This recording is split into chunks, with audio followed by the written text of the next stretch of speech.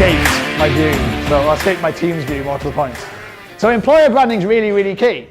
Obviously, you are buying in to engage people for employer branding, and there's many ways you can do this on LinkedIn.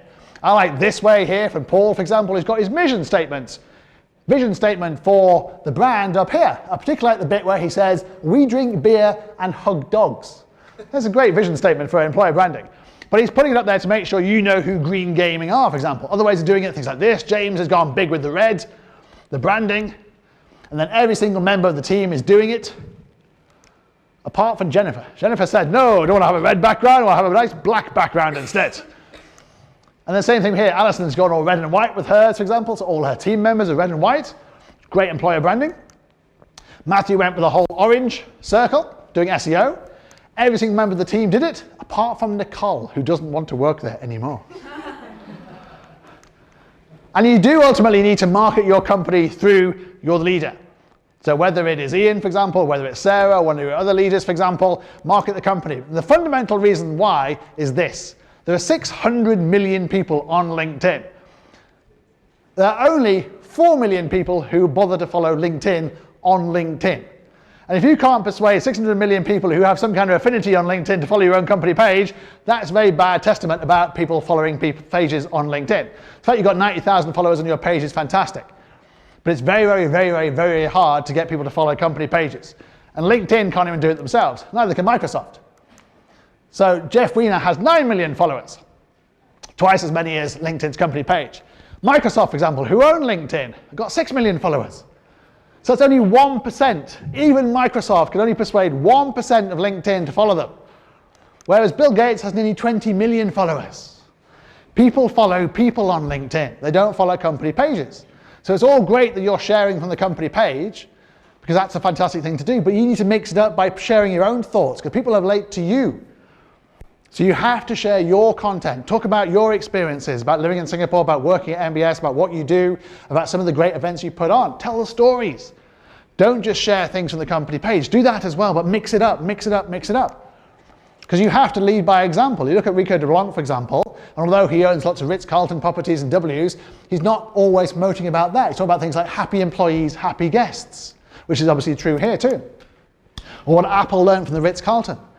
So he's marketing the brand without actually marketing the brand by telling stories. Look at Arne Sorensen, for example, who's probably one of the best people doing this for Marriott International. Telling stories, moving with purpose on Global Running Day. He's not marketing Marriott, but he is by doing this. He's telling stories about how he's relatable. And this one's particularly good. You know, Labor Day, Reflections is Matt's story. And he tells the story deliberately because Matt is an immigrant in America. And he wanted to make the point that the best employees that he owns in America are not just American, they're actually lots of immigrants. And she does a fantastic customer service. So he wrote a blog about it. And that's quite brave for the CEO of a big American brand to actually do. But the engagement level's phenomenal.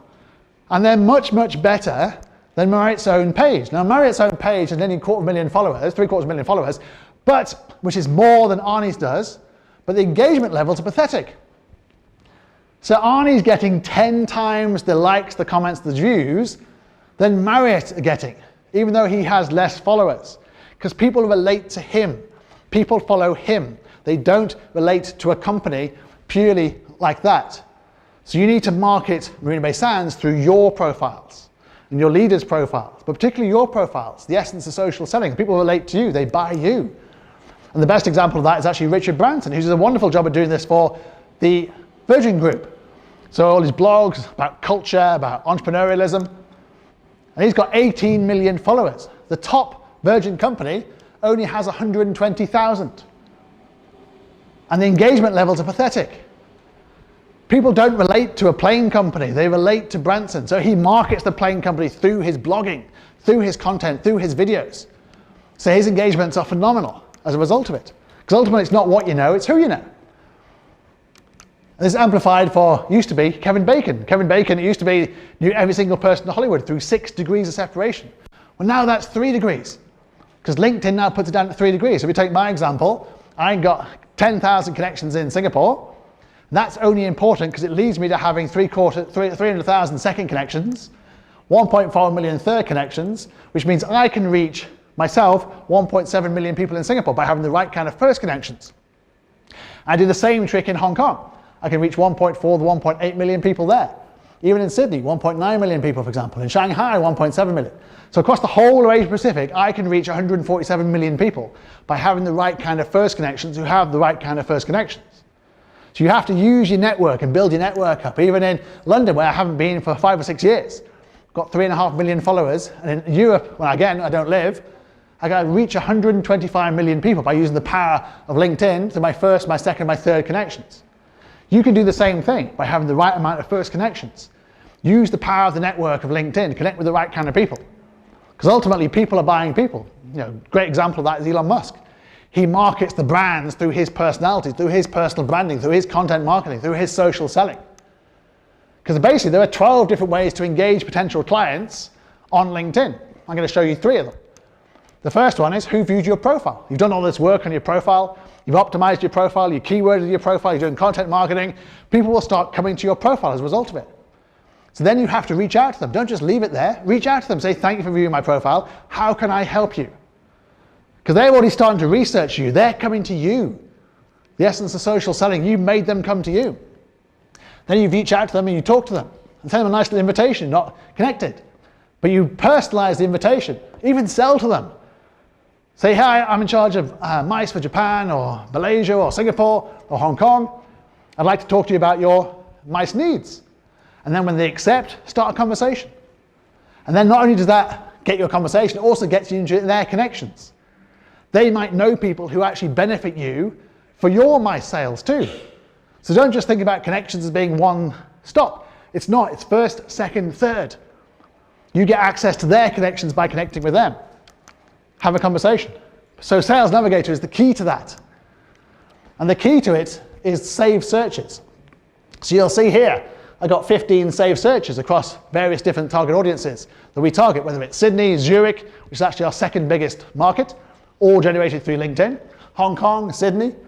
And I can see, for example, when I have new leads, because LinkedIn tells me. So if you set up the right kind of saved searches on Sales Navigator, you have 15 saved searches, you should be getting leads on a regular basis. Now what that means, if I connect with one of you, and you happen to know somebody who is, for example, in Zurich, who's a CEO of a company between size 1 to 50, LinkedIn will then tell me I have a new lead. So I've got 26 new leads there. So if you set the right content up in terms of capturing this, you'll get leads on a regular basis. LinkedIn works for you. LinkedIn actually generates these leads for you, but only if you have these saved searches set up on Sales Navigator. And then you can go through them. For example, so I did a quick search on MICE in APAC and found 45,000, 46,000 people who potentially you can target as a result of LinkedIn. And then you can drill it down in terms of people change jobs. Obviously very good, because they might want to change venue for the next conference or the next event, the next meeting. You can tell people who actually mentioned the news. You can tell people who post on LinkedIn. So actually active on LinkedIn. So you use the data on LinkedIn Sales Navigator and then use Point Drive to actually drive it forwards and track engagement levels. Use case studies, use recommendations on Point Drive and track everything. Use the data on LinkedIn. Mine the data through things like who's actually doing things on LinkedIn, who's posting on LinkedIn. Very important. Because they're posting on LinkedIn, they're more active. Also, if they're premium, they're more active. They're more likely to respond to one of your messages as a result of it. If they change jobs, it's very important. If they mention the news, it's also very important. The ways to take conversations, all about conversations. You can even see, from your point of view, this would be quite high. How many people in this target list follow Marina Bay Sands on LinkedIn? Because they're following your brand, they're already researching it, they're already buying into your brand. And unlike your website, you can't tell who goes to your website. You can go tell who actually viewed and followed your LinkedIn page.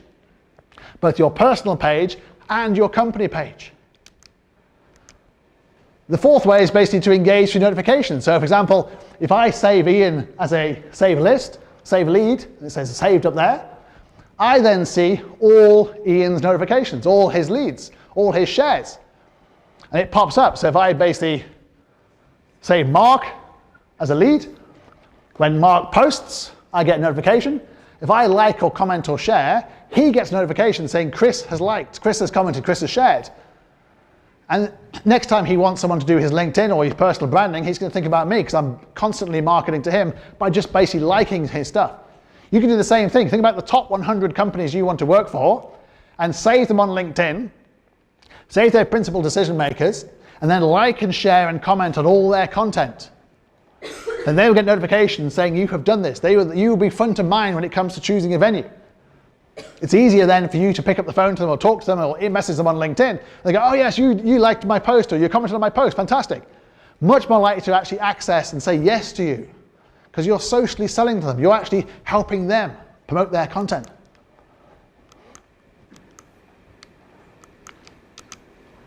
And then you want to use open profiles. So if you can't use in-mails or you have no in-mails left, use open profiles.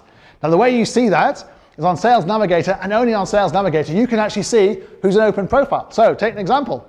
Eduardo Safarin, co-founder of Facebook, second richest man in Singapore. You can actually message him for free because he is an open profile.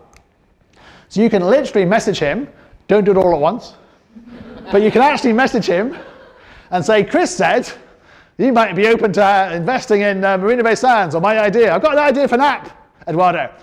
Because he wants people to message him. He's made it easy by being open profile. Whereas Darius here is hiring now, okay, drop me a line. But he's not open profile. So how do you drop Darius a line? There's no email address here. So what do? Send him an email. But you have to have in-mails to do that. If you have no in-mails, and if you've already tried to connect with him, you cannot drop Darius a line. So who are you going to target? You're going to target Eduardo, the billionaire Facebook co-founder, who basically wants you to message him, or Darius, who clearly does not know how to use LinkedIn. So make it easy for people to contact you. You should also be open profiles. People can contact you. And if you have Sales Navigator, you just click the box on your profile, and you can become open profile too. So in summary, your reputation, your personal reputation, the reputation of the company, is communicated through social media, whether you like it or not. People are Googling you. And a great example of that is Gladiator. Maximus here came back and had a battle with the Emperor, who tried to kill him, but realized he couldn't just kill him physically, he had to kill him reputation-wise too, and obviously failed. So I know that from personal experience. I've gone from left to right. I wrote a terrible blog about taxi drivers a few years ago, cost me my job. So my reputation was very bad. So I had to build that up, and then 6 years later I appeared on the front page of the Business Times as an example of a great entrepreneur who was using LinkedIn. And that's how we ended up with 900 recommendations. And so what's stopping you doing a lot of this? A lot of it's time, which is why we have Black Marketing, why we have my culturally diverse team doing it for you. So if you do like this talk, please do recommend it. Thank you very much for listening.